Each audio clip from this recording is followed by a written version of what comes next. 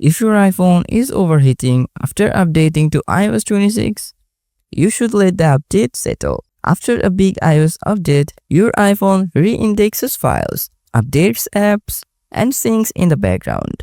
This can make it heat up more than usual. Give it 1 or 2 days to settle down. But if your iPhone still feels hot after 48 hours, solution 1.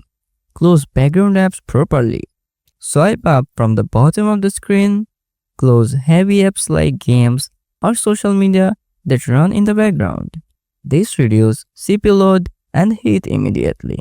Solution 2. Turn off background app refresh. Go to settings. After that, tap General, scroll down and open background app refresh.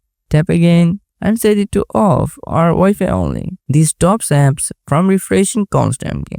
That was one of the biggest causes of overheating. Solution 3. Manage location services. Go to settings, scroll down to privacy and security. Tap location services, turn off location for apps that don't need it. Scroll to the bottom and open system services.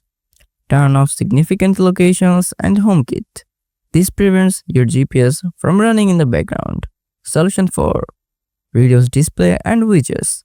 Go to settings, then find and open display and brightness or similar settings. Lower your screen brightness, turn off always on display if your iPhone supports it.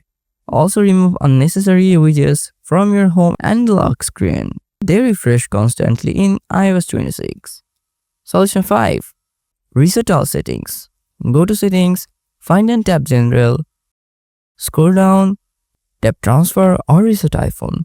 Then tap Reset. Now choose Reset all settings. This doesn't erase data, only settings. It fixes overheating if nothing else works. That's how you fix overheating on iOS 26. Try these tips and your iPhone should run much cooler. Thanks for watching. If you like the video, please subscribe and share with your friends who are facing the same problem. Take care.